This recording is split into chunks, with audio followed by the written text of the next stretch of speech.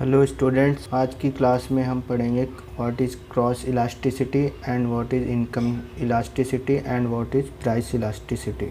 ये डिस्कस करने से पहले हम सबसे पहले बात करेंगे what is change in demand and what is change in quantity demanded. क्या डिफरेंस है इन दोनों के बीच में। तो सबसे पहले बात करेंगे हम चेंज इन क्वांटिटी डिमांडेड की। जब भी किसी कमोडिटी की डिमांड चेंज होती है उसकी प्राइस की वजह से, तो उसको हम कहते हैं quantity demanded.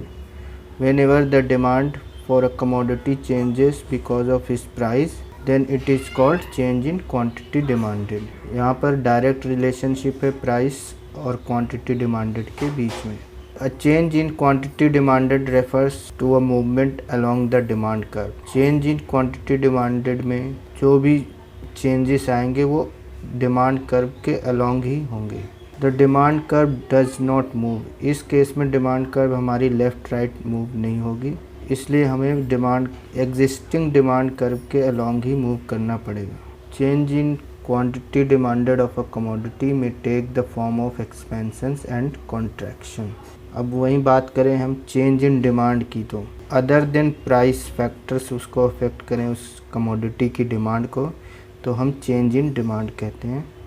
When the demand of the commodity changes because of change in factors other than price of the commodity, it is called change in demand. Change in demand में हमारी जो कर्व है वो शिफ्ट हो सकती है left को या राइट को, क्योंकि यहाँ पे फैक्टर्स जो हैं अदर देन उस कमोडिटी की प्राइस है। Change in demand refers to a shift in the entire demand curve which is caused by variety of factors, जैसे कि preferences, income, prices of substitutes and complementary goods, expectations, population etcetera. इस case में हमारी entire demand curve जो है वो left या right को मूव कर सकती है। यहाँ पर नंबर ऑफ फैक्टर्स रिस्पॉन्सिबल होते हैं शिफ्ट ऑफ डिमांड कर्व। किसी कंज्यूमर की मनी इनकम इंक्रीज़ होती है तो क्या शिफ्ट होता है डिमांड में। एक कंज्यूमर की जब रियल इनकम इंक्रीज़ होती है तो वो ज़्यादा से ज़्यादा कमोडिटी की डिमांड करता है, जिसकी वजह से उसकी डिमांड कर्व राइट की तरफ शिफ्ट होती है।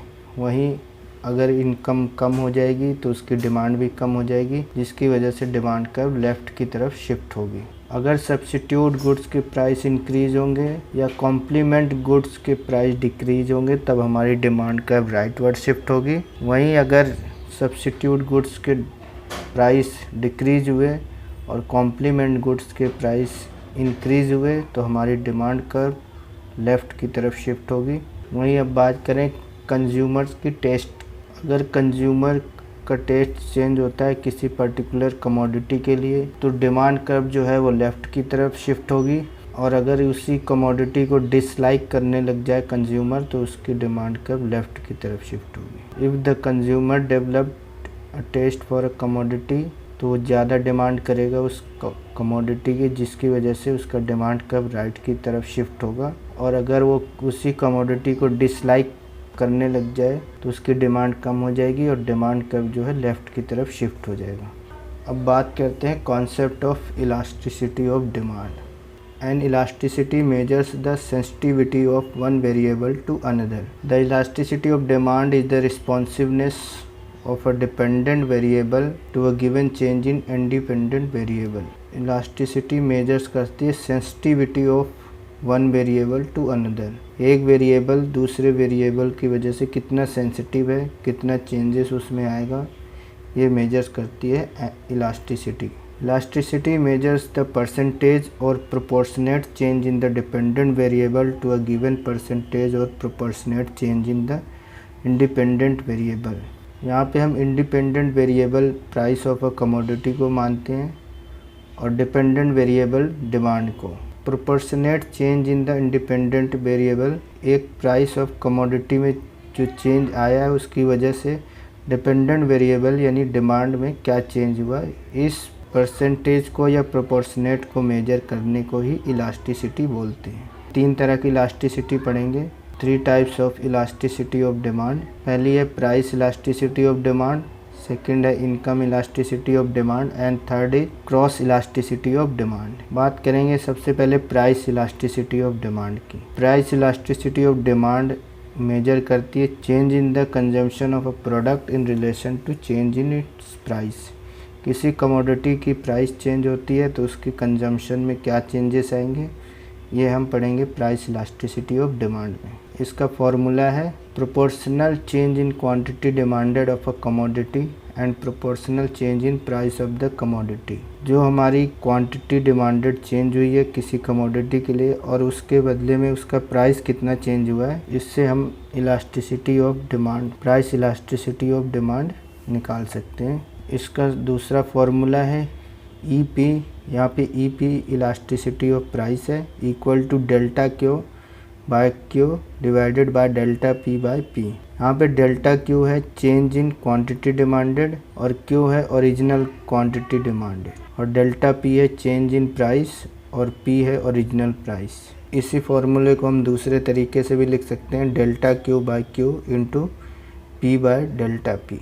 प्राइस इलास्टिसिटी ऑफ डिमांड के भी टाइप्स हैं और उन टाइप्स को हम कैसे इंटरप्रेट करेंगे वो भी एक एक करके देखेंगे। सबसे पहले है E P is equal to zero. अगर इलास्टिसिटी ऑफ प्राइस ज़ीरो है तो क्या होगा, इलास्टिसिटी ऑफ प्राइस ज़ीरो से ज़्यादा है तब क्या होगा, एक एक करके हम सबको देखेंगे।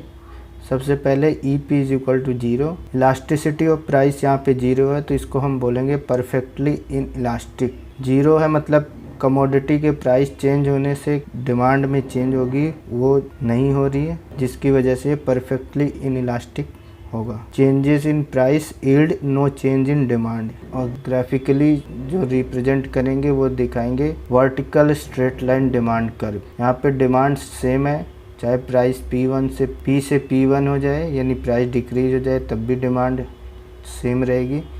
P से P2 प्राइस इंक्रीज हो गया तब भी हमारी डिमांड सेम है।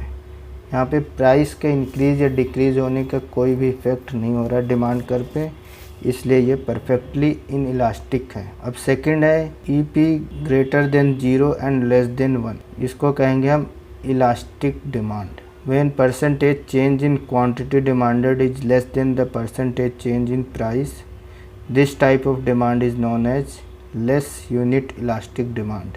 जब percentage change in quantity demanded कम है परसेंटेज चेंज इन प्राइस से, तब इसको हम कहेंगे less than unit elastic demand. Third है EP is equal to 1।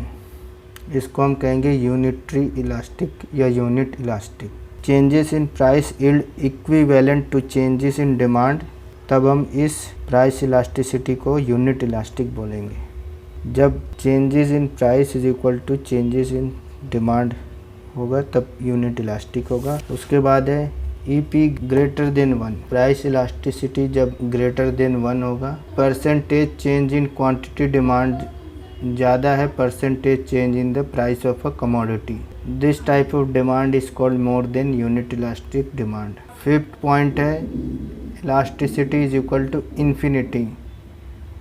This type of elasticity of demand obtains when a small change in price results in infinite changes in quantity demanded। जब एक small change होता है price में लेकिन उसका result बहुत ज़्यादा पड़ता है डिमांड पे, तब हम कहते हैं परफेक्टली इलास्टिक डिमांड और इन्फिनिटी डिमांड। इसको ग्राफिकली रिप्रेजेंट करेंगे, प्राइस सेम है लेकिन डिमांड Q से Q1 हो गई, Q1 से Q2 हो गई। यहाँ पे डिमांड हमने हॉरिजॉन्टल स्ट्रेट लाइन से शो करा है, इसे कहते हैं परफेक्टली इलास्टिक डिमांड। अब बात करेंगे income elasticity of demand. Income elasticity of demand refers to the sensitivity of the quantity demanded for a certain good to a change in the real income of consumer. किसी consumer की real income change होने पर उसकी quantity demanded में क्या change आती है, उस सेंसिटिविटी को इनकम इलास्टिसिटी कहते हैं। इसका फॉर्मूला है proportionate change in quantity demanded divided by proportional change in income, delta Q by Q into Y by delta Y. यहाँ पे डेल्टा क्यू है change in demand and Q है original demand, Y जो है original income और delta Y है change in income. Income elasticity अगर positive है तो उसको हम कहेंगे नॉर्मल गुड, अगर इनकम इलास्टिसिटी नेगेटिव है तो उस कमोडिटी को इन्फीरियर कमोडिटी कहेंगे। और इनकम इलास्टिसिटी अगर ज़ीरो है, देयर इज़ नो रिलेशनशिप, कोई भी रिलेशनशिप नहीं होगा कंज्यूमर की इनकम और क्वांटिटी डिमांडेड में। अब बात करेंगे price cross elasticity of demand. Cross elasticity of demand क्या होती है?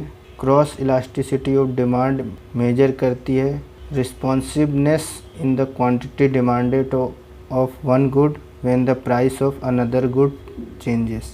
जब किसी गुड्स की डिमांड चेंज होती है दूसरे गुड्स की प्राइस चेंज होने से, तो उसे कहते हैं price cross elasticity of demand. इसका फॉर्मूला है EXY equal to percentage changes in quantity of X divided by percentage change in price of Y। और इसको दूसरे तरीके से भी लिख सकते हैं delta QX divided by delta PY into PY by QX। Delta QX है change in quantity of commodity X और डेल्टा PY है change in price of commodity Y। अगर क्रॉस इलास्टिसिटी कोफिशिएंट पॉजिटिव है तो दो कमोडिटी को हम substitute कहेंगे। अगर क्रॉस इलास्टिसिटी नेगेटिव है तो उसे हम कॉम्प्लीमेंट्री गुड्स कहेंगे। यहाँ पे हमारे पास एक एग्जांपल है, प्राइस ऑफ मोटर बाइक है और इधर है quantity demanded of petrol. Motor bike की प्राइस जो है 80,000 है, तो पेट्रोल की डिमांड 5,000 लीटर्स है और मोटर बाइक की प्राइस 80 से 75 हो गई। डिमांड ऑफ पेट्रोल जो है वो इंक्रीज़ हो गया 5,000 से 5,500, तो इसे हम कॉम्प्लीमेंट्री गुड्स कहेंगे।